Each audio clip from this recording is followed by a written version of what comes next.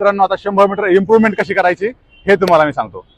मित्रांनो 100 metre improvement करणं हा एका दिवसाचा खेळ नाही. 100 मीटर पळायचं म्हटलं ह्या पायामध्ये, हातामध्ये, पूर्ण बॉडीमध्ये पूर्ण ताकद लागते.